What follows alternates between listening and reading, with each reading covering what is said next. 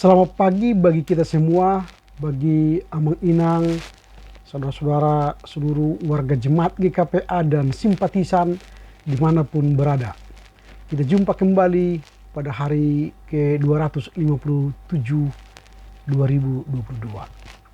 Kita akan segera mulai karya kita dan aktivitas kita, namun marilah kita mohon hikmat bimbingan Tuhan, kita berdoa. Damai sejahtera Allah yang melampaui segala akal, itulah kiranya memelihara hati dan pikiranmu dalam Kristus Yesus Tuhan kita. Amin. Firman Tuhan yang akan kita renungkan pada hari ini tertulis dalam kitab Galatia pasal 1 ayat 4-5. Yang telah menyerahkan dirinya karena dosa-dosa kita untuk melepaskan kita dari dunia jahat yang sekarang ini, menurut kehendak Allah dan Bapa kita. Baginya lah kemuliaan selama-lamanya. Amin. Who gave himself for our sins to rescue us from this present evil age, according to the will of our God and Father, to whom be glory forever and ever. Amen. Demikian firman Tuhan yang berbahagia mereka yang mendengar serta memelihara kebenaran firman Tuhan. Kita memasuki hari Rabu 14 September 2022. Tema renungan yang akan kita renungkan ialah melepaskan kita dari dunia jahat. Melepaskan kita dari dunia jahat. Kita harus akui bahwa dalam dunia yang kita hidupi saat ini dipenuhi dengan dunia jahat. Dunia jahat itu siap menghancurkan kita. Kita ambil contoh, setan masih diberikan kebebasan dalam dunia yang jahat sekarang ini. Barulah ketika Kristus kembali untuk menegakkan kerajaan kekalnya, segala kuasa dalam dunia yang jahat ini akan dihancurkan. Artinya, sekarang ini kita menghadapi dunia jahat, dunia yang menghancurkan. Dan itu akan berakhir ketika Yesus Kristus datang kali kedua. Alkitab menulis bahwa Ia telah, artinya Tuhan telah melepaskan kita dari dunia jahat ini.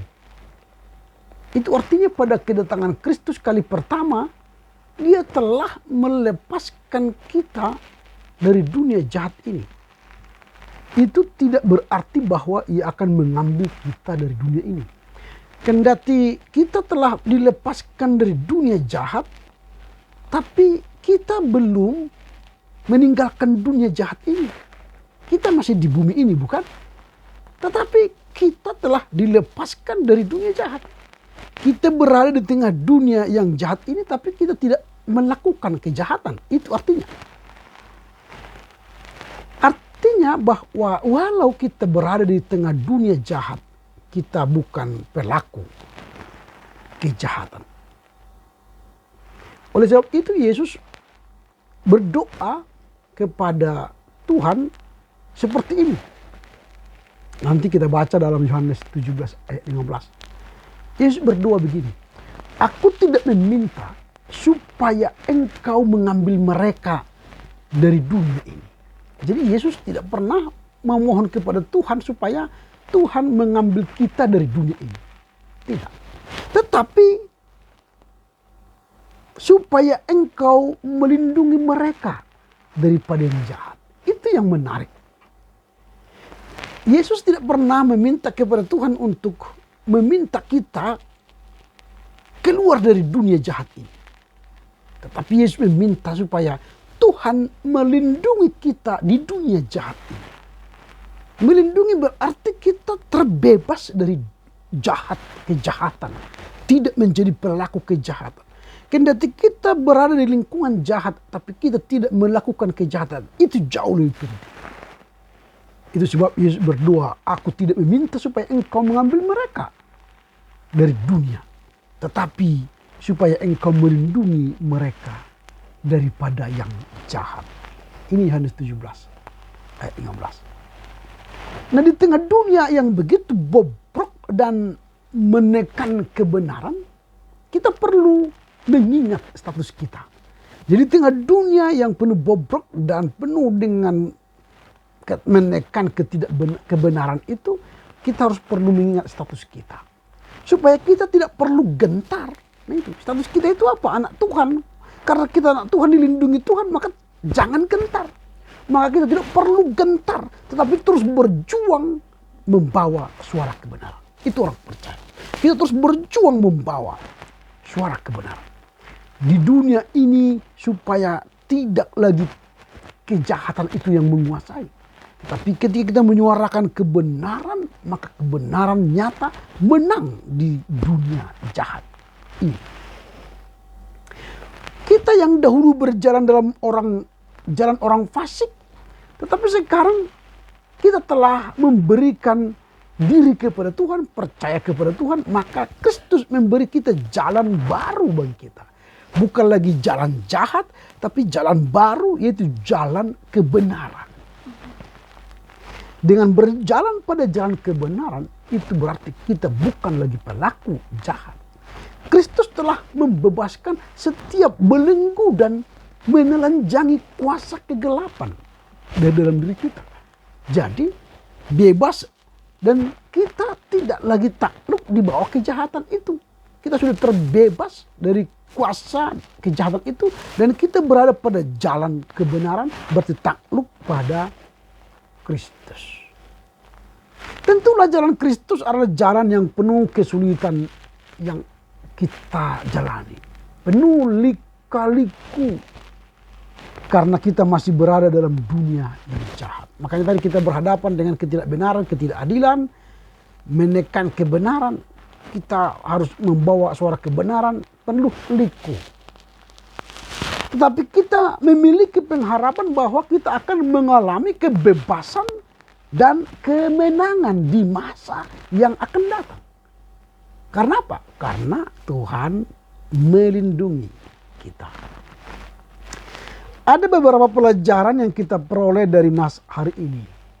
Yang pertama, kemenangan dalam peperangan rohani sudah terjamin dan kita telah mengalahkan yang jahat. Jadi kemenangan dalam peperangan rohani sudah terjamin dan kita telah mengalahkan yang jahat. Itulah orang percaya. Ternyata orang Kristen harus berperang terus menerus untuk mengalahkan musuh-musuhnya, termasuk setan tadi. Orang Kristen perlu mengerti bahwa kehidupan ini adalah peperangan rohani. Kita berperang di darat, di laut, dan di udara. Sekaligus berani berperang, karena apa? Karena kemenangan itu telah dijamin. Karena kemenangan itu telah dijamin. Disebutkan bahwa musuh orang Kristen itu adalah yang jahat. Tadi di teks ini yang jahat. Siapakah yang jahat itu? Dalam kesaksian kitab suci, yang jahat itu adalah terdiri dari 3. Yang pertama, setan atau roh jahat. Yang kedua, kekuatan dunia. Yang ketiga, keinginan daging. Itu yang jahat itu. Setan, kemudian kekuatan dunia, dan keinginan daging. Nah, ini yang harus kita perangi setiap hari. Ini yang jahat. Kita harus berperang melawannya. Ketiga musuh tersebut menyerang sasaran yang sama, yaitu manusia percaya. Menyerang hati orang percaya. Menyerang pikiran orang percaya. Dengan tujuan apa? Untuk menjadikan hati dan pikiran manusia itu jahat dan gelap. Jadi kalau di dalam hati kita ada kejahatan, ada kegelapan, maka tindakan kita jahat dan gelap. Tapi kalau di hati kita ada Kristus, ada kasih, maka kita akan memancarkan kasih dan kehidupan. Maka pengamsal mengatakan, hati-hati, jaga hatimu. karena dari sana terpancar kehidupan. Itu. Jadi hati-hati kita. Peperangan rohani melawan peperangan rohani melawan ketiga tadi, yaitu setan, kekuatan dunia, dan keinginan daging. Itu terus menerus kita lakukan. Supaya apa? Supaya jangan hati kita dikuasai oleh setan, dikuasai oleh dunia, dikuasai oleh keinginan daging. Jika kita dikuasai oleh kegelapan dan pikiran jahat tadi, akibatnya orang Kristen digerakkan untuk keinginan-keinginan daging, untuk menghasilkan pikiran-pikiran daging yang jahat. Dan setan akan menaruh tipu muslihat di hati kita. Dan dia akan menghancurkan kita. Karenanya hati-hati. Kita harus berperang melawan ketiga yang jahat tadi. Setan, kekuatan dunia, dan keinginan daging. Supaya apa? Supaya kita memiliki kemenangan. Itu yang pertama. Pelajaran pertama yang kita dapat dari Nas hari ini ialah kemenangan dalam peperangan rohani sudah terjamin. Dan kita telah mengalahkan yang jahat. Kita telah mengalahkan yang jahat. Yang kedua, yang perlu kita pelajari dari teks hari ini ialah kekuatan tersedia bagi kita oleh kasih karunia Tuhan. Kekuatan tersedia bagi kita oleh kasih karunia Kristus. Mengapa orang Kristen pasti mengalahkan yang jahat? Karena mereka punya kekuatan. Apakah kekuatan itu dari kekuatan kita karena saya muda? Atau karena kita orang muda, karena kita sehat? Bukan. Kekuatan itu bukan karena kita muda. Kekuatan itu bukan karena kita sehat. Kekuatan itu karena kita mengandalkan kekuatan Tuhan. Bukan mengandalkan fisik kita. Fisik kita ini lemah. Tapi karena kita mengandalkan Tuhan. Ketika kita mengandalkan Tuhan, maka kita akan beroleh kekuatan. Maka Paulus berkata begini, akhirnya hendaklah kamu kuat di dalam Tuhan, di dalam kekuatan kuasanya. Efesus 6 ayat 10. Atau dikatakan dalam 2 Timotius 2 ayat 1. Sebab itu hai anakku, jadilah kuat oleh kasih karunia dalam Kristus Yesus. Sebab itu hai anakku, jadilah kuat oleh kasih karunia dalam Kristus Yesus. Intinya apa? Orang Kristen kuat karena kekuatan kuasa Tuhan. Karena kekuatan kasih karunia Tuhan. Yaitu karunia-Nya yang diberikan, dilimpahkan kepada kita. Itulah yang membuat kita kuat. Jadi karenanya mintalah kekuatan Tuhan setiap hari. Andalkan Tuhan. Kasih karunia adalah kekuatan atau kemampuan yang diberikan oleh Allah untuk menjalankan hidup kekristenan kita dengan benar.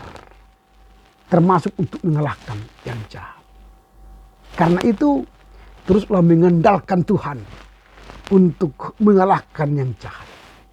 Sehingga kita bisa terbebas dari dunia yang jahat. Amin. Kita berdoa. Terima kasih Bapa karena firman-Mu hari ini mengajar kami. Tuhan melepaskan kami dari dunia jahat. Kami terus memohon supaya Tuhan mengajar, memimpin, melindungi kami melalui firman-Mu. Sehingga kami dapat berperang melawan setan, kekuatan dunia, dan keinginan daging. Sehingga melalui kemenangan itu kami terbebas dari dunia jahat. Tapi kami melakukan kebaikan, kebenaran, keadilan di tengah dunia ini. Kami menyuarakan kebenaran karena kekuatan Tuhan. Terpujilah Engkau Bapa demi Kristus Yesus. Amin. Selamat berkarya untuk Tuhan. Tetap jaga kesehatan dengan prokes, pakai masker, jaga jarak, sering cuci tangan. Tuhan Yesus memberkati. Horas. Horas. Horas.